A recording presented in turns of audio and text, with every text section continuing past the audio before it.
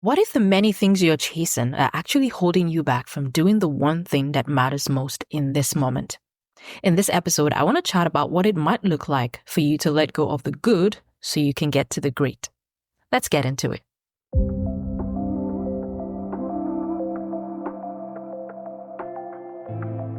You're listening to the Driven Introvert Podcast, the place to be for dreamers, doers, and entrepreneurs who are ready to birth the dreams, callings, and ideas the Lord has placed in their hearts. Do you sense that God is calling you to step out and do something new, but you're held back by fear and uncertainty? Do you struggle with believing that you can do great things because of your quiet, reserved, and introverted nature?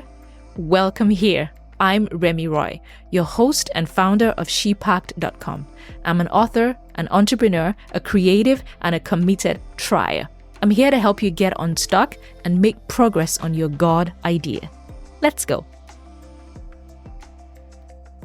This week, I'm in Orlando, Florida. Well, by the time you listen to this, I'll be back home with my people. I'm excited for that. But it's been a great time out here. I am attending the Podfest Expo, which is a conference for podcasters and creators to learn, connect, and all that good stuff.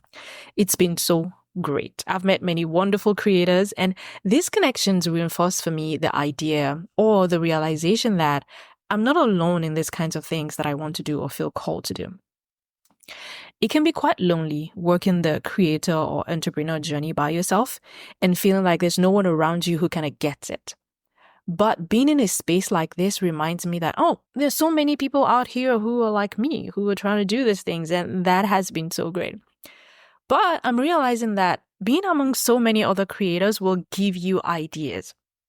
You'll hear stories and perspectives that will get your creative juices flowing. I'm sitting there listening to a talk, and I'm writing down notes, and I'm literally thinking, oh yeah, I could do that. Oh yeah, I could do that. And this other thing and that other thing. New podcast ideas, new projects I could start, collaborations I could do, right? So many things. And this is great, right? This is absolutely great. This is why you go to these things, to expand your horizon, not just your network, which is a definite must. When you go to these things, you meet new people, you expand your network, but you also get a new sense of what is possible. It's like there's a mental shift that happens. But herein lies the problem. It can be a double-edged sword. This kind of realization has to come with discipline. The fact that you can do so many things doesn't mean you should. The fact that I can leave this conference and launch the 5 ideas I just got doesn't mean it's the best thing for me to do right now. So for me, for many years, this did not occur to me. As soon as I got an idea, I jumped into action, and it didn't matter if I had 3 other things I had started and maybe I haven't finished or I just gave up on. It didn't matter. I had a bias for action. I had a bias toward action, which is great, but needs to be coupled with discipline and vision.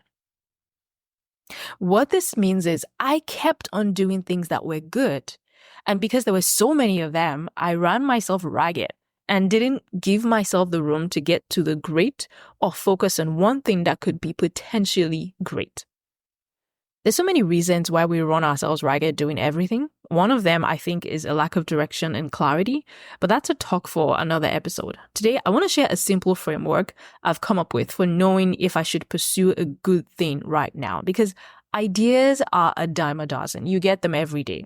So many things. If you pursued every single idea that you had, I don't know that you would actually be able to make any meaningful, like I said, you would run yourself ragged. So I wanted to create a framework for myself that will help me think through if an idea, a good idea, is worth pursuing right now.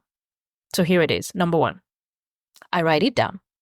Absolutely write it down. Preferably in the same notebook where I have all my other ideas so that it gives me some perspective, So this sounds like, the next best thing for me, but so did the last 5 ideas that I wrote down. So relax, Remy, relax and think it through.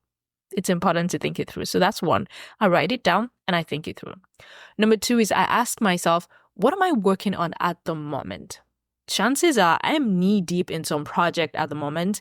And I am. Right now I am. I came to this conference in the midst of working on a project that I'm really excited about. And I have started to take definite steps on. There's still a long way to go. But I have that. So where does this new idea fit in right now, right? So I need to ask myself that. And number 3, I ask myself, is this new good thing more urgent or maybe more potentially impactful than the great thing I have already committed to? If it is, then I can consider it. I can, think about it. What will it take? Will it feed into or complement what I already have going on? If yes, then maybe it's worth pursuing. If not, it stays on the back burner so I can focus on one thing at a time. This exercise, I believe, will force me to really prioritize my life and my work so that I can make room for the one thing that needs my attention the most. I firmly believe that the reason we sometimes feel like we've been doing stuff for so many years and haven't seen any meaningful progress is because we don't stick with things long enough to see the impact. We're impatient like that.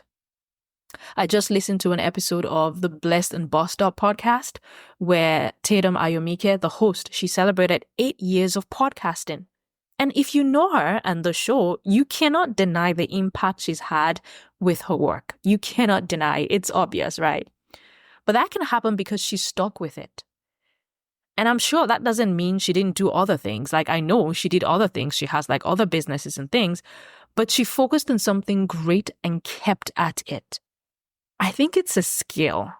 It's a skill you develop to do one thing and do it well and keep doing it until you see the result and the impact it can make. Another great example I have for this is Abby Dari. She's the New York Times bestselling author. I interviewed her in episode 4 of season 2 of the podcast. Abby has been writing for over 20 years. She did not stop from blogging to self-publishing and the great success she's had with her latest work. I also blogged at the same time she was blogging, but I was never consistent.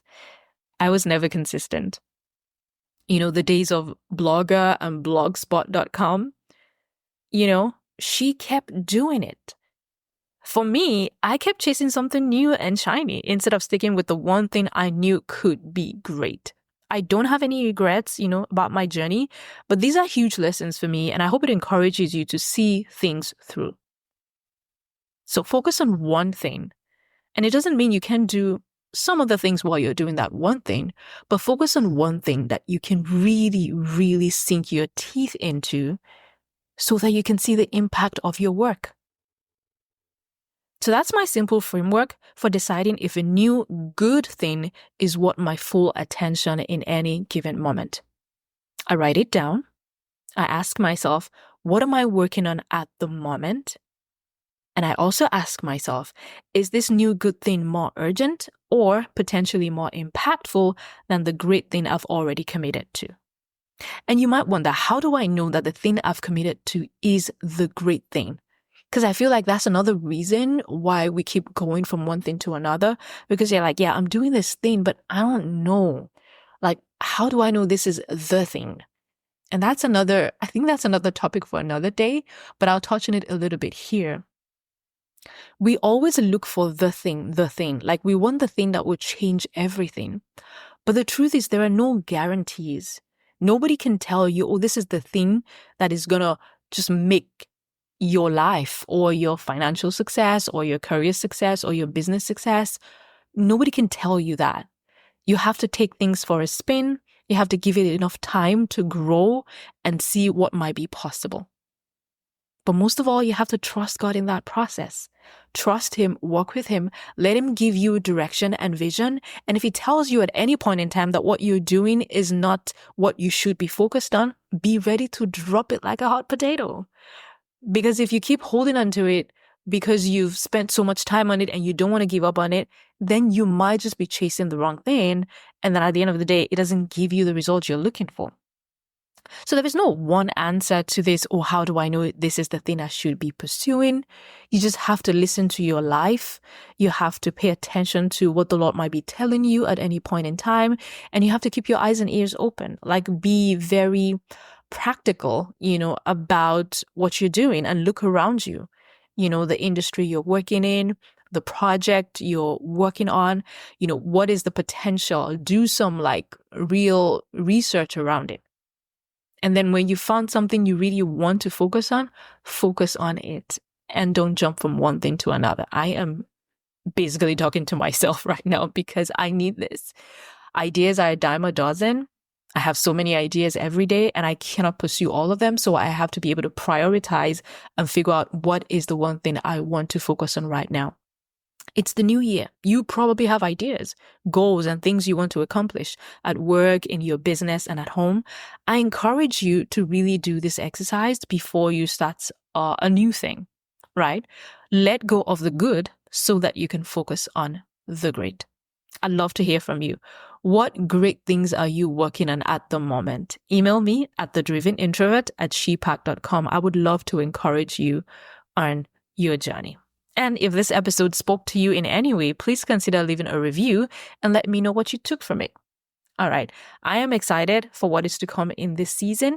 I have a new series coming up on the podcast that I'm recording and working on. I'm excited to share all of this with you. Thank you so much for listening. Thank you for following. I really, really appreciate it. And I just want you to know there is so much more greatness ahead of you. Don't stop. Keep going. I am rooting for you. See you next time. Thank you so much for listening. If you enjoy this conversation, please take a moment to follow or subscribe to the podcast. I'd also love your feedback on this episode. You can scroll down on your app and click write a review. I'd love to read your takeaways from this conversation. As always, don't forget to take courage, trust God, and go pursue your big ideas. See you next time. The Driven Introvert is produced by shepack.com and Remy Roy. Want to ask a question or share a comment on a future episode?